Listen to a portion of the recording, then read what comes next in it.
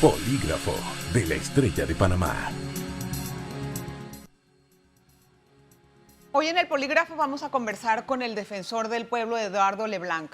Vamos a hablar de algunos temas que están en este momento haciendo mucho más eco con respecto a los retos que tiene el país en el tema migratorio, los flujos, las vacunas, la igualdad en este sentido. Y también vamos a conversar acerca del tema de los albergues, en qué ha quedado toda esta modificación que supuestamente iba a recibir el sistema de protección integral de niñez y adolescencia para poder brindarle a los niños un cuidado responsable por parte del Estado y empezar la desinstitucionalización para buscar nuevas alternativas.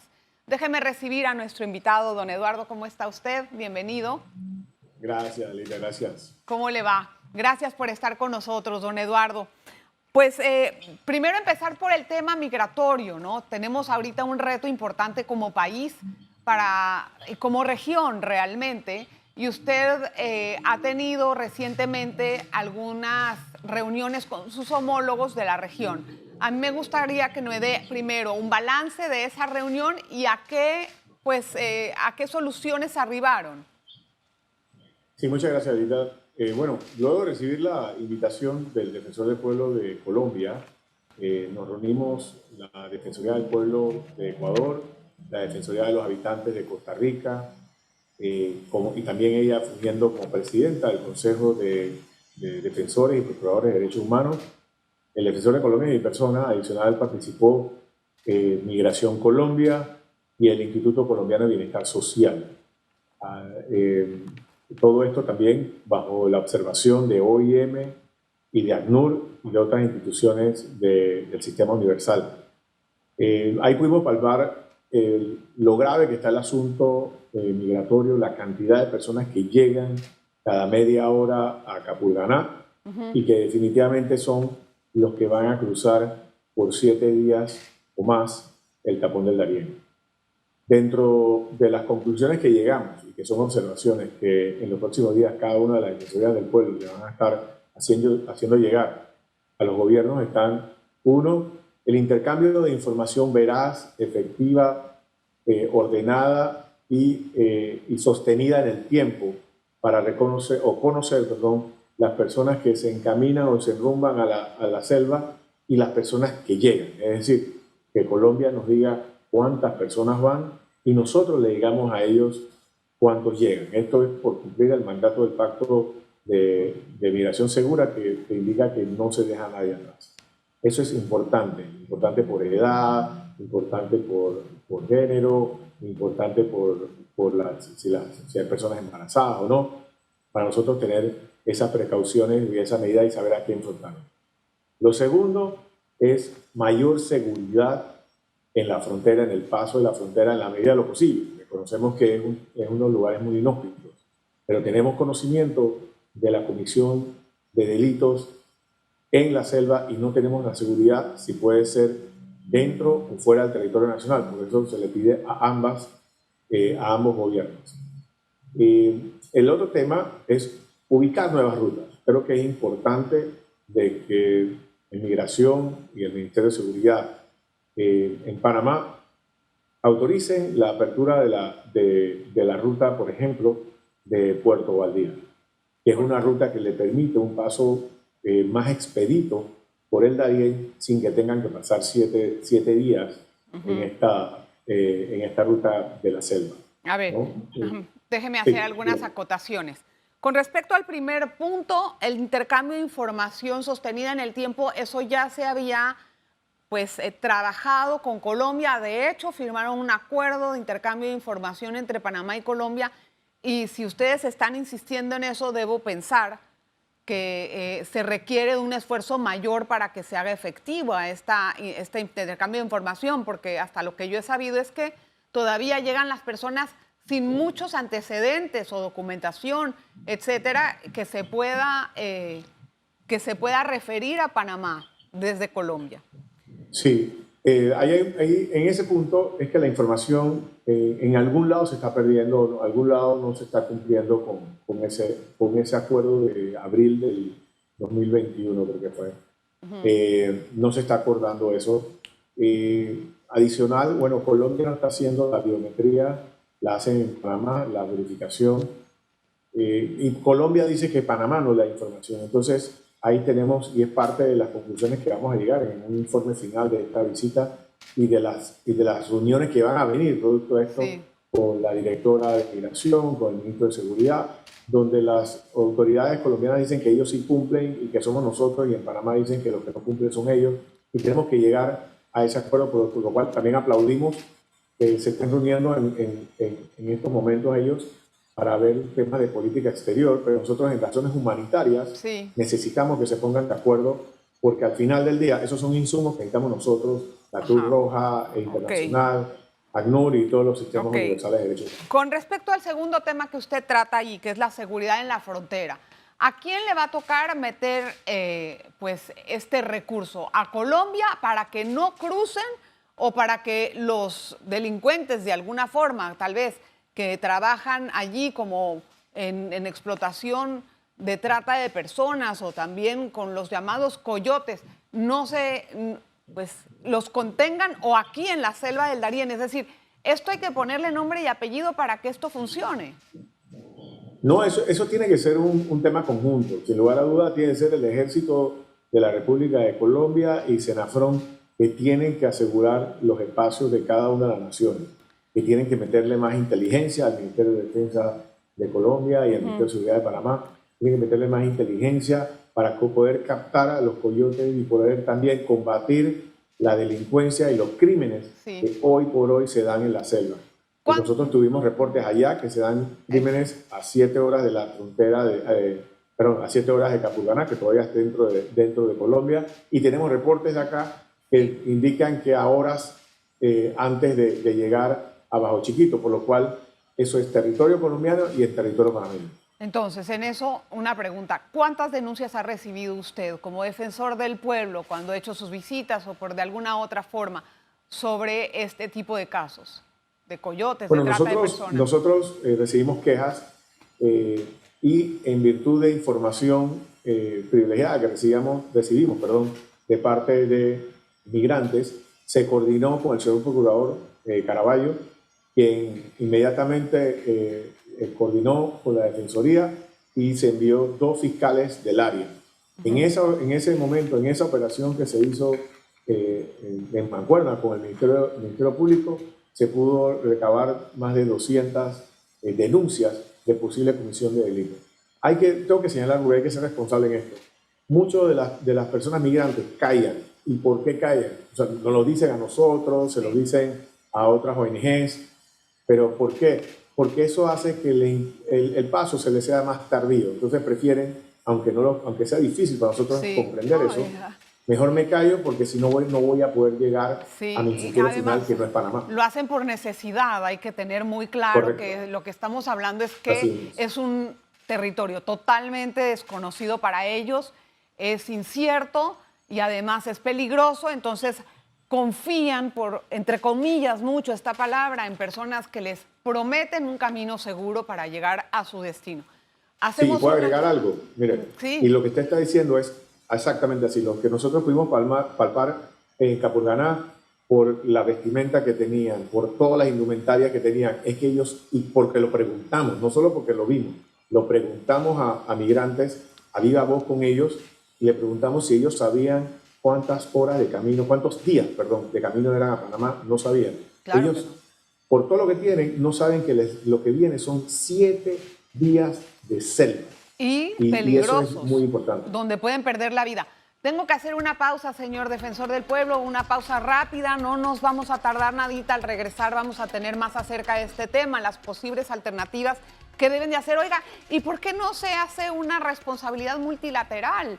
Eso no nada más es un asunto de Panamá, sino de toda la región, especialmente de Estados Unidos, porque estas personas tienen que llegar a Estados Unidos, pues así lo quieren. Una pausa. Polígrafo de la Estrella de Panamá. Gracias por quedarse con nosotros en el Polígrafo. Estamos hablando con el defensor del pueblo, Eduardo Leblanc. Don Eduardo, Hablábamos antes acerca de las denuncias, pero no sé si las tiene cuantificadas, nada más para pasar a la siguiente pregunta. ¿Tiene alguna cifra de la cantidad de denuncias que ha recibido?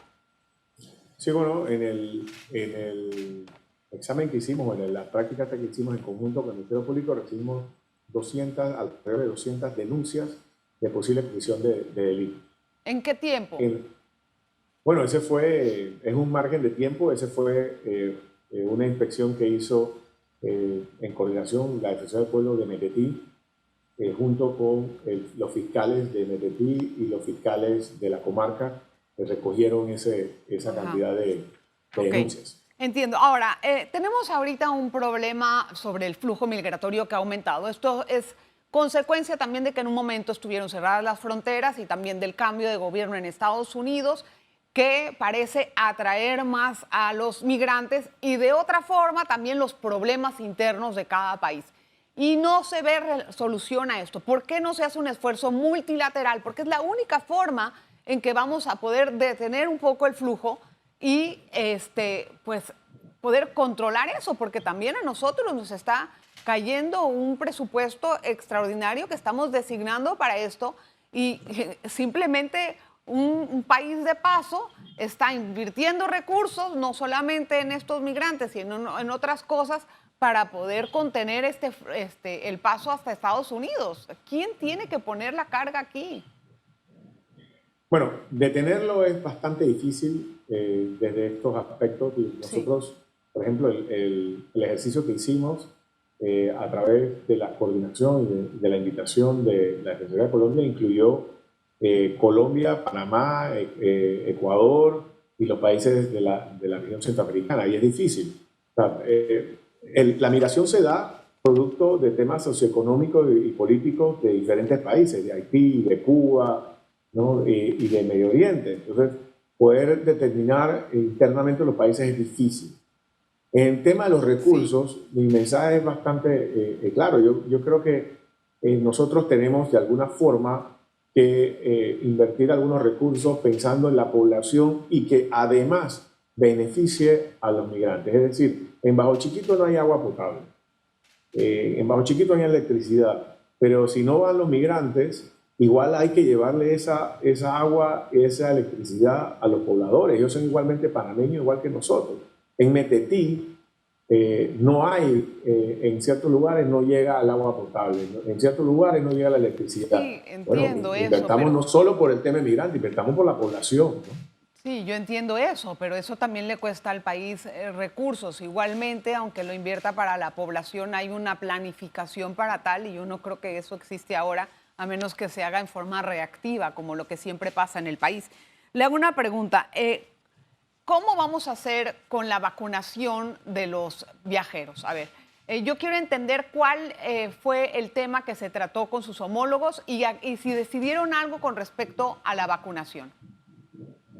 No, el tema de la vacunación no fue tratado por los homólogos. Okay. El tema de la vacunación es un tema bilateral entre la entre la Corte Interamericana de Derechos Humanos y Panamá a través de unas medidas provisionales o precautorias que interpuso la Corte Interamericana de Derechos Humanos por el caso Vélez Lord Panamá. Exacto. En este caso yo he sido enfático y he dicho que en la práctica es casi imposible poder vacunar a los migrantes.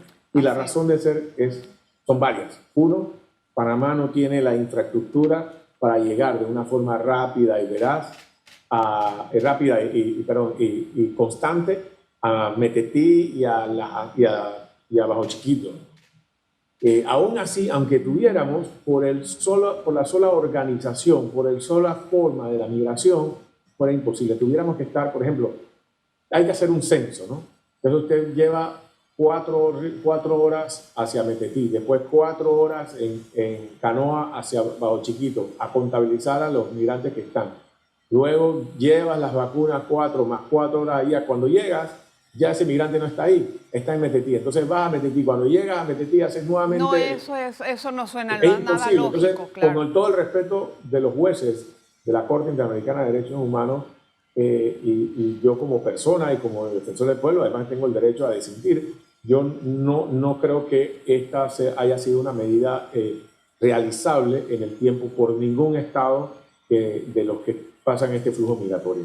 Entonces, y sobre todo que esa sería para la primera vacuna, entonces ya para la segunda él debe estar por Guatemala. Me imagino que se hará una sola dosis, pero tampoco es justo que un país cargue con eso cuando se trata de un asunto regional. Ahora, el riesgo que corremos con estas personas no vacunadas que vienen de países y en situaciones muy precarias, que puede ser muy lógico que tengan COVID o otras enfermedades de igual forma. El riesgo es casi cero, y le voy a decir por qué. A ver. El riesgo más lo tienen nuestros funcionarios, los funcionarios de las ONGs, los funcionarios de Migración y Senafrón. Y le voy a decir por qué es casi cero. Porque el migrante no lo ves en Vía España, no lo ves en Santa María, o en Aguadulce, o en Herrera, o en Los Santos, o en Veraguas. No, pero el migrante no tiene contacto con la población. El migrante llega a Bajo Chiquito. Sí. Que cuando llega a Bajo Chiquito, donde ahí le dan todas las comunidades se lo dan los pobladores que le pagan a ellos por todo eso del transporte, llegan a un flujo controlado luego a Darién, a Metetí. En ese flujo controlado, ellos son transportados por migración directamente y ya después de pasar ciertos días, que si no tienen ningún tipo de síntomas, van a Hualaca. Okay. Ellos no se transitan en Tubasa o no se transitan yo sé. Son personas, directo. Entiendo que tienen una ruta muy determinada y también a veces custodiada. Controlada. A veces controlada.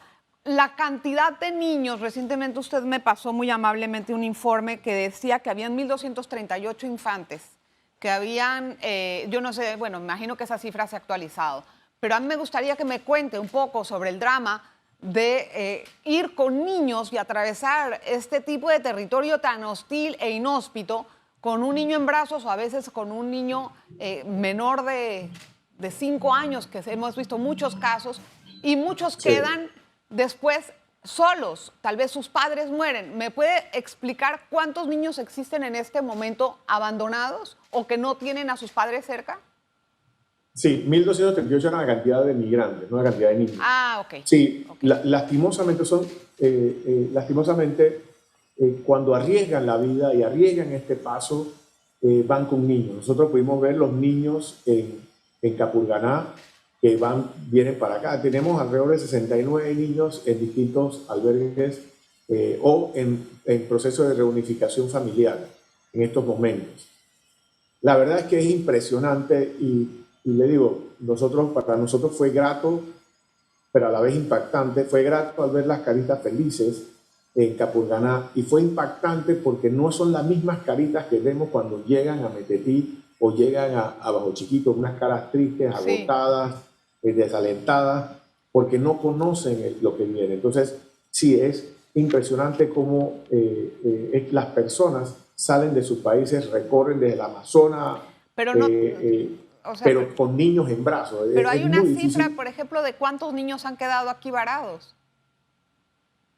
No, ahorita mismo el CENIAF, que tiene la custodia, mantiene la cantidad de niños que han estado varados en Panamá en proceso de reunificación. En total tenemos 69 niños y niñas y adolescentes que están en proceso de verificación de la paternidad o maternidad del acompañante y pendiente también de reunificación o de regreso o retorno a su país. Ese es el total. Yo no voy a omitir las nacionalidades, pero ese es el total de niños y niñas y adolescentes que tenemos en Panamá en este momento. Déjeme hacer una pausa, señor defensor, por favor. Vamos a regresar enseguida con el tema de los albergues. Por favor, no se vaya. Enseguida estamos con usted. Polígrafo de la Estrella de Panamá. Gracias por continuar en sintonía del Polígrafo. Vamos a entrar en un tema que también ha hecho muchas noticias y que de repente se ha sumergido. Estamos tratando de hacer un trabajo de investigación que relate todas las historias, todas las falencias o que trate de ilustrar las falencias que está viviendo el sistema de protección integral de niñas. Desde que se hizo su informe, al cual tuve el gusto de asistir y escuchar, ¿qué es lo que ha pasado entre usted y la CENIAF con respecto a los albergues? Bueno, primero que han ocurrido dos proyectos de ley uno presentado por la Sí, honorable diputada Corina Cano y uno presentado por Héctor Brands. Héctor Brands, correcto, el diputado Héctor Brands. Ellos se fusionaron y crearon la Ley Integral de Niñez, la cual está en segundo debate, y nosotros participamos a través de la Dirección de Unidades Especializadas en comentarios de la ley, y vamos a darle seguimiento en el segundo debate. Y igualmente se activó el CONA, que es el Consejo Nacional de la Adolescencia y de los niños, de la familia. Entonces ahí estamos participando. Igualmente Sí. la Defensoría se preparó y reactivó el tema de niñez a través de las contrataciones de personas con especialidad en temas de niños, niñas, adolescentes, y estamos de alguna forma engrosando un poquito ese tema en la Sí, Defensoría del ahora, Pueblo. señor Tenemos defensor, dígame. perdón que lo interrumpa, pero tengo Ok. muy poco tiempo. Señor defensor, esto no es cuestión de una ley. Bueno, la ley ayuda y es un marco importantísimo para poder actuar, pero si no hay una coordinación interinstitucional y si no hay responsabilidades, un marco que exija responsabilidades a cada una de las entidades, prácticamente con nombre y apellido, esto va a continuar como ha estado hasta ahora. ¿Esta ley cumple con esto o no? Sí, ahí están creando un consejo multidisciplinario. De hecho, en los próximos días tengo una reunión con nuestra dirección de unidades especializadas, tengo la directora del CENIAF y el director de trabajo infantil, de prevención del tema del trabajo infantil. Tenemos una reunión de coordinación, son las primeras reuniones que estamos teniendo para coordinación. También fuimos invitados a participar en la inauguración del primero, bueno, en este año, debe ser que ha habido algunos, pero el primer seminario o conversatorio ¿Qué va a hacer ese consejo para los disciplinario? directores de los centros que está dictando el MIDES. Están capacitando los directores del centro. Entonces, nos han invitado para que demos A fe ver, pero de la explíqueme participación. una cosa. ¿En qué ha aumentado el personal del CENIAF en todo este tiempo? El personal de CENIAF, Sí. la directora de CENIAF, no sé cuál ha aumentado el O sea, personal de CENIAF. tiene El personal de CENIAF, conocimiento. lo que sí sé que ha cambiado bastante y han cambiado la Secretaría de Adopciones, pero Es que si no se dota a la institución de recursos, de personal calificado, y se saca a todos los que están jubilados, que no tienen ninguna función, o se deja de despolitizar la reunión, la institución, sinceramente no se ve una seriedad en el tema a abordar. ¿Usted cuáles son las exigencias que ha hecho al gobierno con respecto a este tema? bueno, igual que nosotros, es importante que el órgano ejecutivo dote con debido presupuesto al CENIAF y hacia otras instituciones como la Defensoría del Pueblo. Igualmente, hemos conversado con la ministra del MIDES, quien mantiene y ha suspendido licencias de algunos albergues y mantiene auditorías a esos albergues para darle seguimiento a los fondos que ellos dotan. Recordemos que los albergues son regentados por ONGs, quienes tienen que darle informes al MIDES y a la Junta Directiva del CENIAF. Eso es muy importante a fin de mantener este tipo de subsidios, ¿no?